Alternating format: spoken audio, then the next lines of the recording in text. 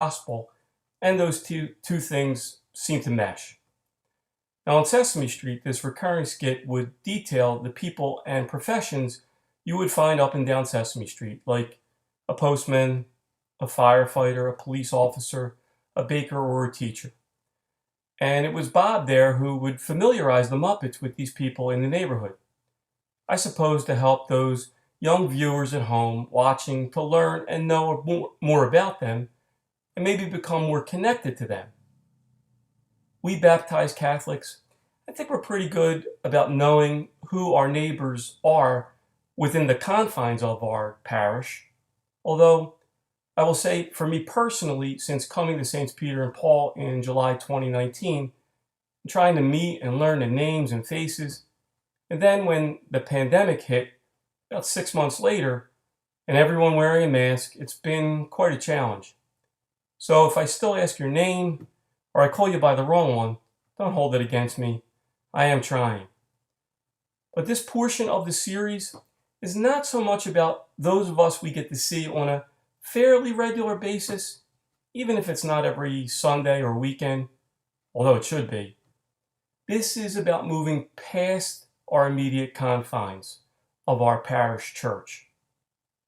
The Holy Father says in his work, The Joy of the Gospel, on which this series of talks has been predicated, each Christian and every community must discern the path that the Lord points out. But all of us are asked to obey his call, to go forth from our comfort zone in order to reach all the peripheries in need of the light of the gospel. To that, it means going beyond that sign of peace that we share these days with a smile or a head bob at Mass to each other. Although, how do we do that exactly? And while the Pope says an evangelizing community gets involved by word and deed in people's daily lives, it bridges distances, it is willing to abase itself if necessary, and embraces human life, touching the suffering flesh of Christ in others. So while Francis speaks in the abstract, I'll give you a couple examples. A time when I and others connected inside our church walls and outside with our faith from those in the community, as it were. So a few weeks ago, I served Mass with Father Steve, and as we were finishing distributing Holy Communion, one of our dedicated parishioners at the very end of the communion line asked Father Steve if he could bring the sacrament to a lady in the back of the church. It happens from time to time, mostly from someone elderly or infirmed. In this case, it was neither. To Father's surprise, it was a younger woman who was simply too distraught to walk the line. I didn't know this at the time, and as he returned from the distribution and the Mass finished normally, and we processed out regularly, I caught sight of a tearful woman sitting alone as the church emptied, not knowing this was the same person whom Father Steve had taken communion to. And as I made my way to her, I could see she had a full box of tissues with her, and that told me that someone else had already ministered to her, as people usually don't bring an entire box of tissues with them to church, unless they're really sick, and these days, if people are that sick, you're usually not coming to church. So I walked over to her, where she was seated in the last pew, knelt, and asked if everything was okay, and if there was anything I could do to help her with. Mind you, I was still in my vestments. She was crying terribly, and she said through her tears, "I don't think so, but I'm so glad I came here. I didn't know where else to go, and that lady," as she pointed over to the person who had asked her, and had asked Father Steve to bring her communion, was so nice. She saw I was upset, and she gave me these tissues, and she put her arm around me, and she said, "You can feel at home here." I asked her if she wanted to tell me about the reason she was so upset, and we spoke for a short while, and she told me some heart-wrenching personal things that I won't share here, and they made me tear up with her. And she did something that I soon won't forget. As she began to feel a little better, I think, and her crying now subsiding, she stood up and she asked me something. Would it be okay if I hugged you? In that moment, I felt the need to be, as Francis says, his comforting touch to her. As he says, touching the suffering flesh of Christ in others. And while this was such a brief encounter with someone new to our community, someone we may never see again, the Holy Father tells us also an evangelizing community is also supportive, standing by people at every step of the way, no matter how difficult or lengthy this may prove to be. As our short embrace ended, I told her she can always find him, as I pointed to the tabernacle, and us, here for her, for anything she needed. I know her name now, and the reason for her tears.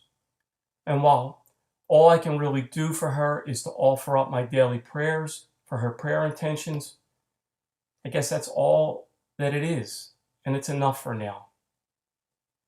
The other example of community I'd like to share with you, while there's plenty outside our typical community of faith, and where we're called to be missionary disciples, to be spreaders of the gospel message, is that our world is frequently and probably more regularly is probably the workplace where we spend most of our time.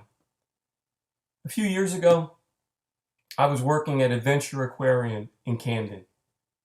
And while the drive to work gave me plenty of opportunities to reflect on gospel themes, like seeing the poor and suffering each day as I drove through the streets of Camden, I had a certain routine. You see, most of the time when I started a new job, it was one I went after. But this time, this job was one I had taken out of necessity. I needed to work, and a job was offered to me, thankfully. So not really looking at this job as a career choice, as I walked the more than 682 steps each morning from the parking lot to the door where I clocked in, I would ask God each day, okay, Lord, what would you have me do here today? Most days, it was to stock shelves of plush animals, greet and assist guests, and other duties in the gift shop. But every once in a while, he had another task for me. See, most of the staff consisted of people younger much more than me, and frankly, with little to no faith or faith background at all. You know, there's this book that I've read a few times. The title is When Bad Things Happen to Good People. I think the subtitle should be, Where Do You Turn? Well, without faith, that can be some scary places. And on this one occasion, a young man, about one of my daughter's age, came into the area where I was working, out of the public view, by the lockers. I heard a locker door slam, which got my attention, and I asked him, hey, is everything okay? Then came the cursing and shouting. He proceeded to tell me that his student loans were not approved because he didn't send in one document that he misplaced. He didn't have the funds to pay for classes at college, although he had just paid rent for his apartment. And then he broke down into a heap with tears. In this case, on a late Friday afternoon, I felt more like a dad than a savior. But I calmed him down. I told him that worrying all weekend would not solve this. Sounds biblical, right? That I was sure that if he waited until Monday and he explained everything, it could probably be worked out. I offered to help him, not monetarily, I really couldn't, but in any way else I could. I told him to have faith. It will work out. I saw him again the following Tuesday, and he was completely different. And he told me he prayed, and he got an email on Monday that he had not misplaced the document at all. It had been scanned and attached to something else, and the loan was approved. He began to ask about faith issues and prayer, and I felt like, yeah, he had me there that day for a purpose other than stocking the shelves of plush toys. So the message here is we need to be ready with our faith of who we are, what we believe, and in who we believe, to those who have need of it, sharing it in the bad times and in the good times too.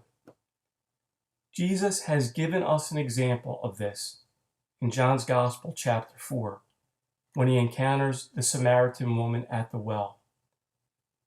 The woman, after her encounter with him, then goes to her community and spreads her faith in what she comes to believe.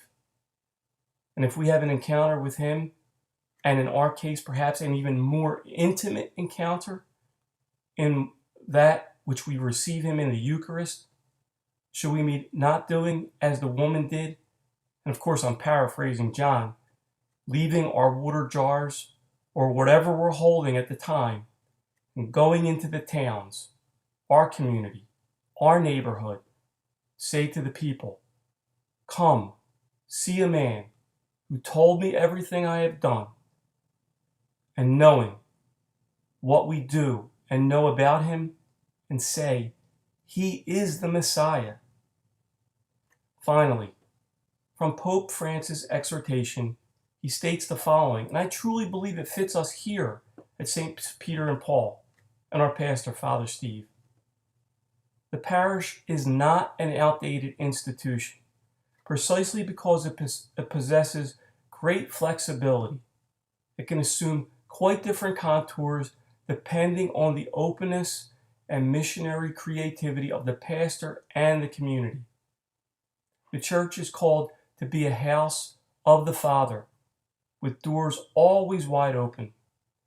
One concrete sign of such openness is that our church doors should always be open, so that if anyone, someone, moved by the Spirit, comes there looking for God, he or she will not find a closed door.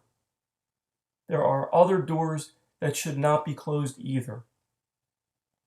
Everyone can share in some way in the life of the church. Everyone can be a part of the community, nor should the doors of the sacraments be closed for simply any reason. This is especially true of the sacrament, which is itself the door, baptism. These are the words of the Holy Father.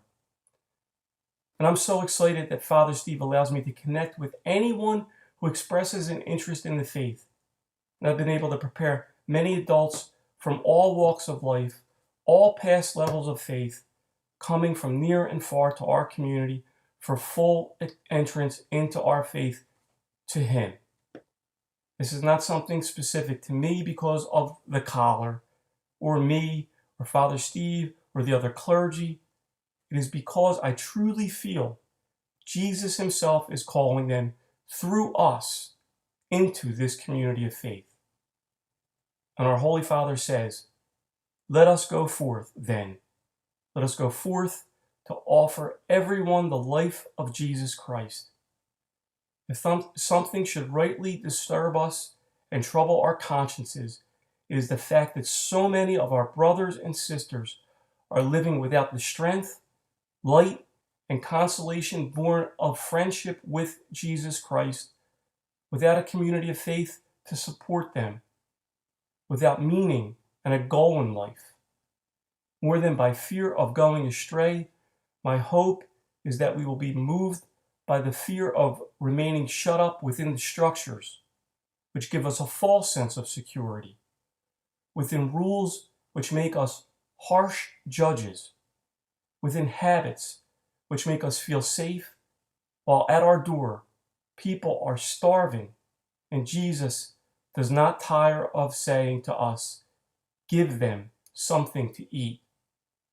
So to end this episode, I will close with those words of that familiar song that has been stuck in my head for the past few days, substituting one word. Oh, who are the people in our community? Well, they're the people that you meet when we're walking down the street. They're the people that we meet each day. Go out, meet them, be with them, and share his message of love, and invite them to share that message and truth with us. So for all of us here at St. Peter and Paul Parish, God bless you.